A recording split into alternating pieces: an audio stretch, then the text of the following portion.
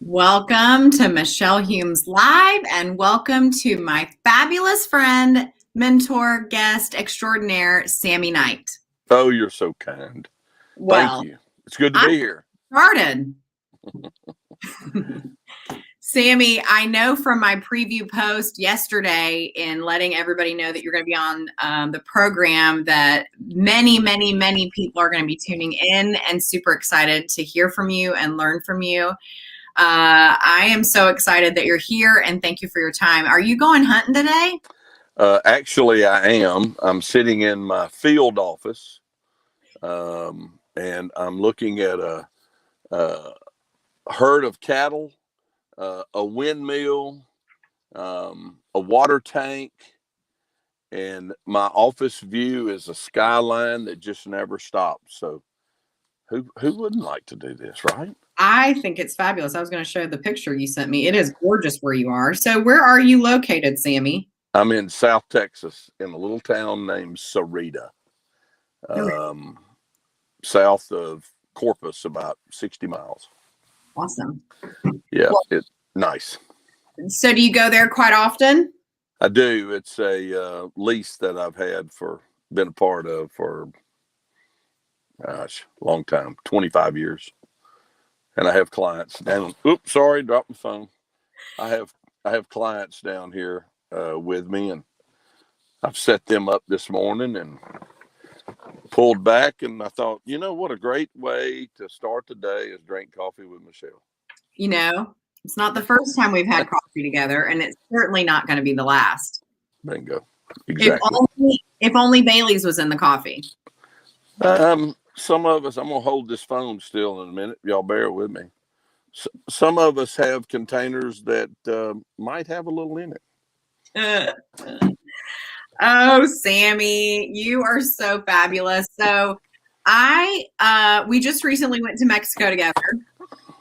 Not just the two of us. We went with a group of entrepreneurs. The lovely and talented Mrs. Knight approves.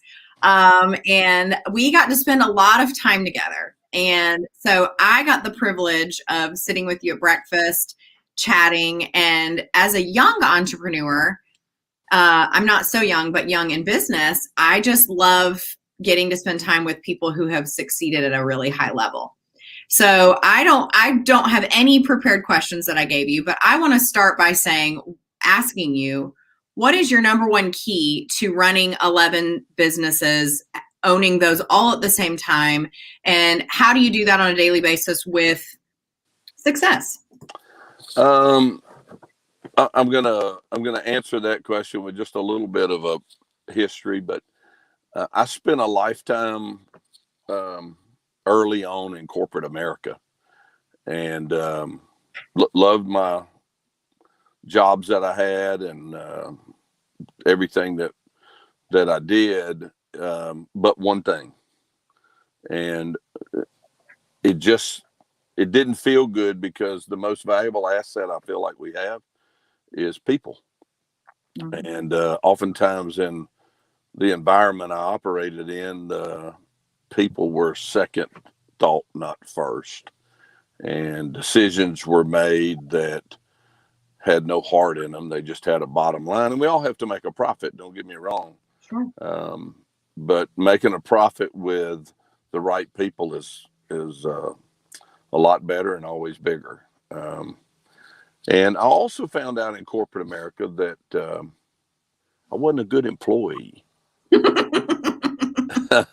I have I have opinions, and I don't mind sharing them. And if you ask me, I'm gonna probably tell you, and you may not like it. And um, so I found out I wasn't a good employee. So entrepreneurship was a perfect fit for me. If I tell people that if I'm gonna have to face an SOB in the morning, I want it to be me. So, but I believe that the fortune that I've or the call it the blessings that I've been able to enjoy is due to people. I've got some incredibly great people that I get to work with, um, and that's how I'm able to come out and enjoy a outing in the field, because I trust them. Well, And I think that that's such a reflection on you as a leader. You know, I know that leadership is not for the faint of heart. And when you start a business and put everything into your business, you really rely on people to be owners with you, right? Because that's, you've put your heart and soul into the business and you're hoping and wanting it to succeed. And the only way to do that is to trust your people and to raise them up and to support them in any way you can. And if they watch this, they will agree that that is a direct reflection on some of your great leadership skills that I know you have. well, you're nice. You know, when I started my first company, I bought a small real estate company and agency in my hometown, and it had been around for a while, but it only had a handful of agents in it. My number one goal, because like I said, I'd left corporate America, and people were so important. My number one goal at that time was to make sure that everybody that worked for me had the opportunity for health insurance. And I didn't slice the, you know, only the employee or only the employee and a child and all that. It was whatever your need was on insurance, I'm going to cover it. That's how I started. I didn't guarantee anybody I'd pay them a lot of money or we would make millions of dollars, but if they went to the hospital and they needed that insurance, that was my goal. And it was really a good, it was a better tool than I thought, because I attracted some great people. I've also not lost anybody in all these years, and so I'm pretty excited about that. I'm getting a little older. Still more than a pretty face, though. If you don't believe it, just ask me. I think that's what the line says. I know. And I look around at the staff and all, and they're aging nicely.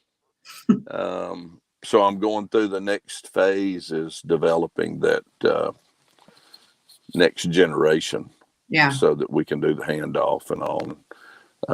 I believe in walking in the front door of the buildings that we operate in with a smile on my face, and there's absolutely nothing we can't resolve.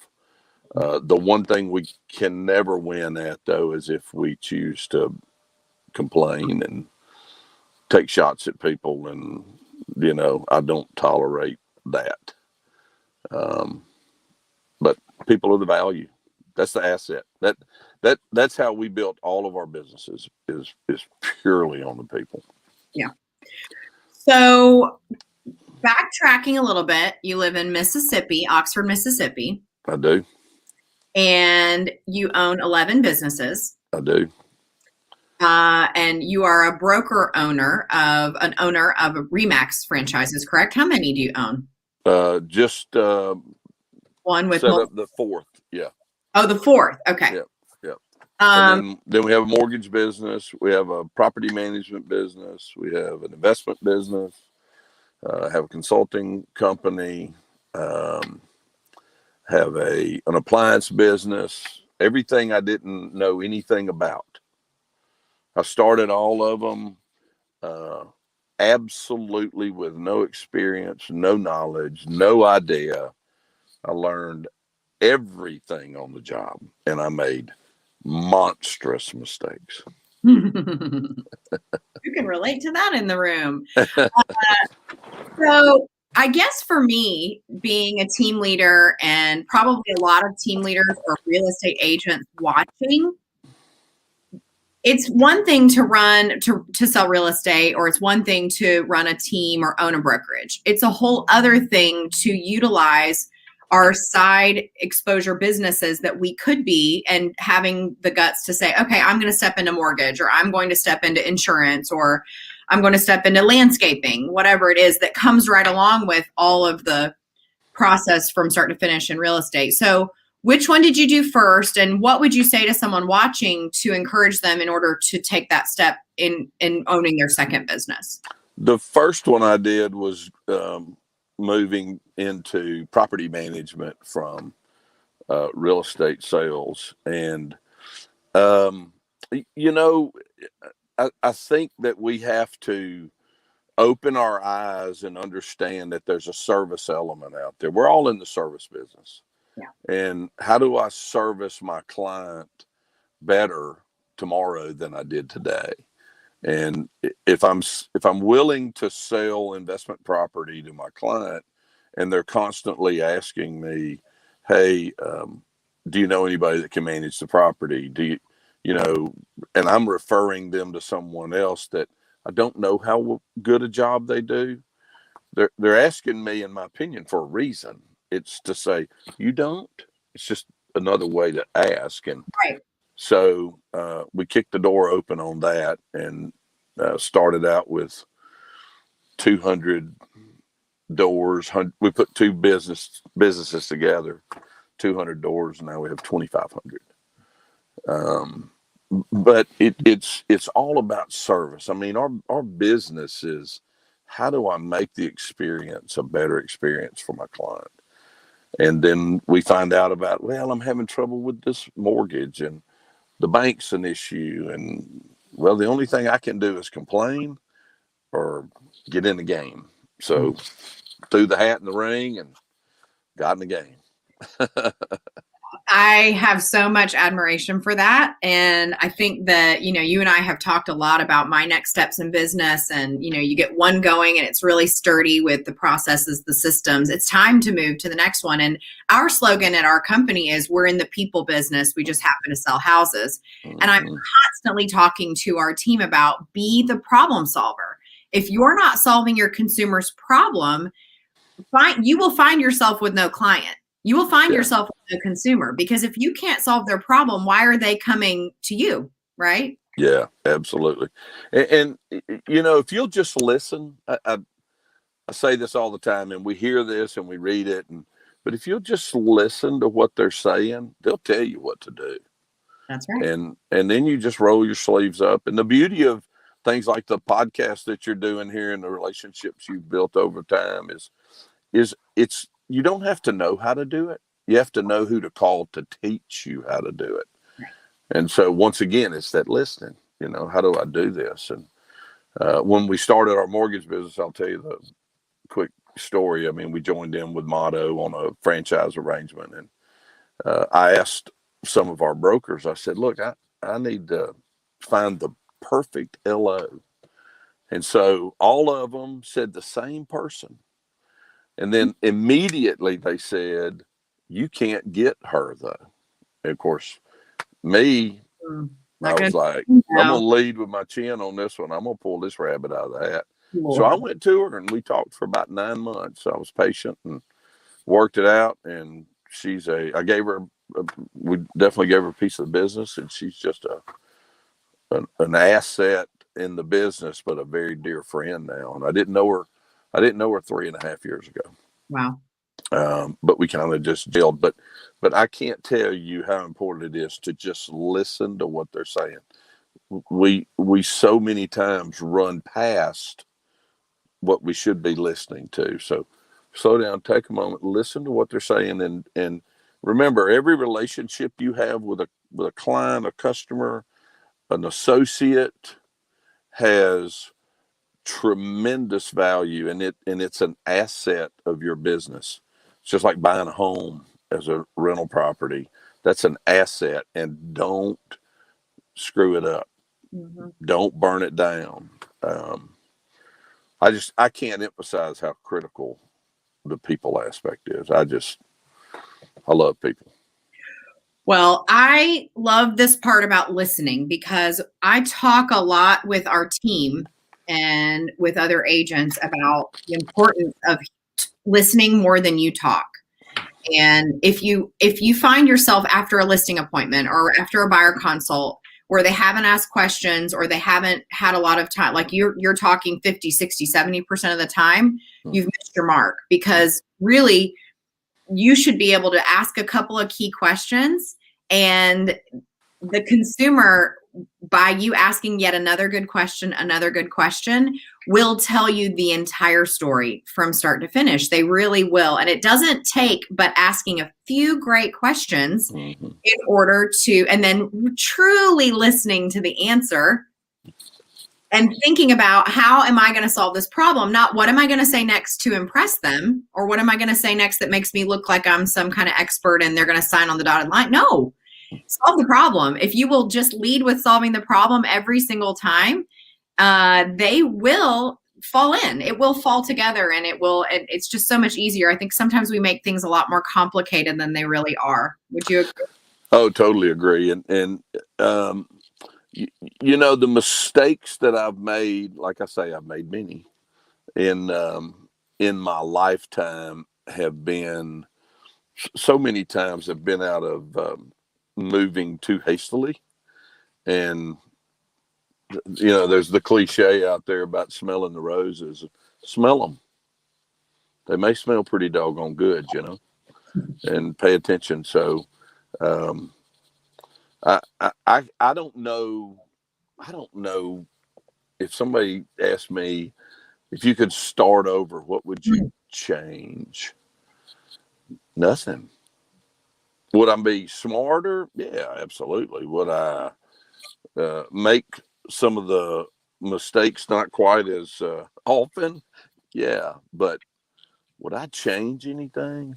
Nah, not a thing. I'm gonna leave this world one day, and when I do, I'll have that smile on my face. So, Well, I love and admire about you that at a little bit older than me, you are not thinking about how you're winding down. You're always thinking about how you're going to not only continue to learn and gain knowledge, but that you're willing to teach others. And, you know, that's just been such an, excuse me, asset to me and to so many others that admire you. But I mean, because you could be out of the game, Sammie. I mean, obviously, you could be retired, sitting around watching Judge Judy, hanging your crossword, and yet you are constantly learning. You're constantly evolving and willing to get out there. In Cabo, I mean, we talked about this. We laughed about it. You were in your camo coming to Cabo. You're just who you are. And I think being authentic and being who you are anywhere in the world just resonates, right? And that's something I admire a lot about you, is that you are who you are. And it doesn't matter who's in front of you. It's still the same Sammie Knight. Camo, Cabo, jet, doesn't matter. my dad told me something a long time ago that just has stuck in my mind. And he asked me one day, he said, "Are you teaching other people how to do what you do and how not to make the mistakes you made?" And I said, "Yeah, I think I am." And he said, "You know, when you die, there's going to be a headstone by you. And it's going to say, good father, good husband, good grandfather, you know, but it's not going to say anything about, did you pass on your knowledge to the next generation, so that they could make their own mistakes, but make them not as frequent as you." And he told me that day, he said, "Whatever you do, it doesn't matter who it is. If they want to know an answer to a question, answer it. Pass on your knowledge so that they can be better." And I like doing that. It's kind of fun, you know, and it gives me a chance to just say what's on my mind. And if people don't like it, then they don't have to listen to me anymore, you know. It They is what it is. have Baileys in their coffee with you at breakfast. That's exactly right. Or sit in their office like me in a pickup, right? Hey, that's a mighty fine pickup. I got picked up from the airport in that pickup. That's well, I don't like to show out like that often, you know. Don't let the camo fool you, folks. He's more than just a pretty face. That's right. That's right. Like a friend of mine says, is don't let these clothes fool you. I got money. So I think that is hilarious. And it just shows you, I want all the young people watching, because we live in a world of impressions. We live in a world of sort of what you see on Facebook is reality. And yet, a lot of times, the people with the most money and the most success may just be wearing camo or in the used car, you know, because they're doing all kinds of good work with their money. They're donating their money. They're not looking to be flashy. Nothing wrong with being flashy, obviously. But it just shows that you just cannot judge a book by its cover all the time. That is so true. And, you know, how many times do we walk away from opportunities because somebody was a little different? I'll give you a great example. My wife and I built a house. My wife of 42 years, by the way. So Yeah. that's damn sure one thing I'm not going to change. Congratulations to your wife and to you. Thank you. But we built this house and our children moved out and the house was too big for just the two of us. And we had started talking about downsizing a little and selling and, you know, what were we going to do? And this gentleman came by in a van that was kind of beat up and paint was chipping and peeling and he was dressed dirty and, you know, clothes were torn. He came up, knocked on the door and said, "I really like your house. Would you be interested in selling it?" And my wife said, "Well, my husband and I have talked about it." And he said, "Well, I'd be interested in buying it for my daughter." And he left and my wife told me, and I said, "Really?" And she said, "Yeah." So I called the guy and he came back and he was just like that. And he said, same thing to me. And I said, "Well, let me show you around." So I did. And he said, "I want to buy it. When can you sell it and close?" And I said, "Whenever you're ready." And he said, "Okay." I said, "Are you going to need to finance it?" You know, I'm trying to make an assumption on this gentleman. And he said, "No, I'll pay cash." And I went, "Oh boy, this guy's reeling me down the road, you know." And I get this phone call from the attorney and they said, he wants to bring the money in a suitcase. I said, "That's crazy." And not too long after that, my brother-in-law called me, and who's in the power sports business, and we were talking. And I said, "Hey, do you know a guy by this name?" And he said, "Oh yeah, he's one of my biggest customers. He owns like 200 rental houses, 3 pharmacies, and all this stuff." And I went, "Wow!" And I almost judged that book wrong. And so, give everybody the credit they deserve. Yeah, give them a fair shake. I think, you know, a lot of times when you have a big personality too, and I'm saying this because a lot of realtors or business owners, entrepreneurs that will watch this can really understand that sometimes our personalities are larger than life and people do read us wrong, right? Mm-hmm. And you're larger than life and kind of out there, you do get read wrong sometimes. And whether you're quiet or you're that person that's out in the front, we're all people. We're all just people, and people by and large want to be accepted. They want to be liked. They want community, and they want to belong. And so if you can be that person for somebody else, it doesn't take away anything from me to be able to include somebody else or reach out to somebody else and encourage them when they may have something going on that's difficult.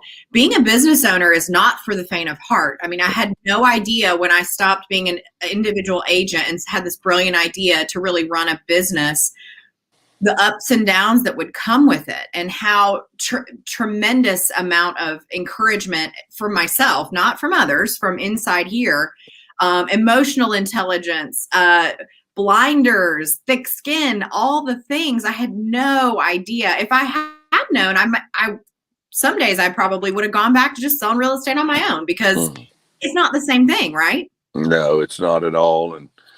And people, it goes back to what I said at the start. They're the most valuable asset, and if we give it the respect it deserves. Hey, and look, not everybody deserves the respect, okay? But if we give it the respect it deserves, it works, and we win, and you know, and they win. And how good of a transaction can you have if everybody wins? It's wonderful. It's beautiful. Right. All the way from the courier to the transaction coordinator to the agents. I mean, it's just a full process. Or in any kind of business, you know, it doesn't matter what role you play, but when it goes great, everybody wins, right? Yeah. That's the way I like to see it happen, you know. And I like to see people grow. I love seeing today, it's more now than ever, but these young folks coming along, or you're one of them, but this millennial I keep hearing about, and I guess that's what my kids are, you know. They are. I have different names for them sometimes. It's not millennial. but I see all these young folks growing, and man, everything we can do to help them be better than we were, and build a bigger future. I think everybody should roll their sleeves up and jump in and offer your assistance, because I mean, obviously we hear about that's our next generation that's going to take care of us when we're in those aging years, but it it's nothing, not a bigger compliment to look over your shoulder and see somebody successful that you touched. Mhm. A guy told me a long time ago I worked for, he said the best compliment a guy in business could ever have, that's a chopper. They're not coming after me, though. I want everybody to understand it. He said the greatest compliment you could have is that one day somebody you trained is your boss. And that guy that told me that, one day I was his boss. Mm. And man, I just stuck my thumb in my suspenders and said, I've accomplished what he said. And that's the way I think we got to approach helping everybody coming on board in the real estate world or mortgage or whatever it may be. If it's mowing the lawn, it is take them there. Yeah. Yeah, because I think it's, sometimes I think people look at maybe you owning a brokerage or me running this team as only a financial benefit. And I would say if I was only in this for money, I would be selling real estate on my own and doing my own thing with a couple of assistants and just working a lot, right? Mm-hmm. For me, the goal is to teach others what I have learned in a pretty quick amount of time and help them succeed. Yeah. And I think so many people who start a business, they want to provide opportunities for other folks, right? By us getting up and doing this every day, I'm providing opportunities for folks to be able to support their family and to learn as people and to grow as people. And even on the worst day, yesterday wasn't a great day. It must be something in the universe. I don't know, but everything went wrong at our office yesterday. And I kept looking around saying, is this a joke? This next thing would happen and the next thing would happen. And even this morning we had that horrific, tornado in our town, and this on and on and on. And yet at the end of the day, we have people, we have each other, and it is worth it. You have to just sometimes take a step back and take a deep breath and remember why you started what you did. And remember why you started. I think that's a famous saying for a reason, right? Yeah, absolutely. I used to work with a group of guys in one of the companies I was involved with, and all my sales guys, and I would bring them in, and we'd talk about growth and where we got to take the company and the dollars and all the good stuff that you have to do as salespeople. And I'd always start my meeting. We had a lady that worked in the company, and she was a hardworking lady and wasn't paid a lot of money, but loved her job. And I'd tell every one of those guys in that room, guys and gals, the very first thing is our responsibility is to make sure that she gets food and her kids get food and she has a house. And if you ever walk out of this room and your focus is on just your place, you'll fail. So wake up every day and think about, how am I going to do my part to help her, because she helps me every day inside the company. Right. And so I try to instill that in everybody, that if we work for the common goal and a better for all, and keep that in our mind and not just let it be lip service, the business will take care of itself. That's right. It always does. Yeah, you'll look at the bottom line and go, where did that come from? What did we do? I don't remember that happening. It's just because everybody took care of everybody else. Yeah. That's critical. Mm-hmm. Well, I think that is, Russell Harper already said this is also great. You probably can't see the comments because you're on your phone, but I know everybody watching is just enamored and thrilled that you are sharing all of your wisdom. Anything else that you would share before we wrap up so you can get back to your, I'm guessing you're making breakfast for everybody. Well, I did already. 4:00 this morning, my usual rise, and I got in there and had the coffee hot, and I made a breakfast casserole, and everybody got fed. I have a rule, first thing in the morning, you have got to eat your breakfast. It's the only way to start the day, and I got that from my dad. So I did that, and then I rousted everybody and said, let's go and hit the road, you know, and Right. attack this world. But, you know, the best thing I'm going to say in closing is real simple. It's people, people, people. And if you do that and you believe that and you live that, the rest of it takes care of itself. Thanks for the opportunity. What an honor. Hey, thank you for always watching and supporting me, and for always being, I mean, we were texting at 4 o'clock this morning.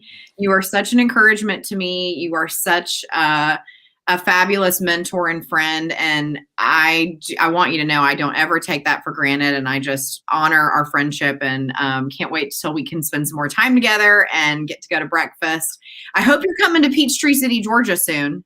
I will. I won't be in camo, though. I'll dress up a little nicer. I may have on a T-shirt and flip-flops. I'll be disappointed, but we'll make it happen. Thanks so much. You are awesome. Thank you for being here. You guys have a great day. For more information about Sammie, where can they find you, Sammie? Out here hunting in South Texas right now. Sammie is in Oxford, Mississippi. If you That's right. him, you will find him all over the place. So if you want to reach out to Sammie or learn more about him and his businesses, please do so. For more information about our program, go to michellehumes.com. And I hope you guys have a fabulous day. Thanks, Sammie. Have a good weekend. Bye. Bye.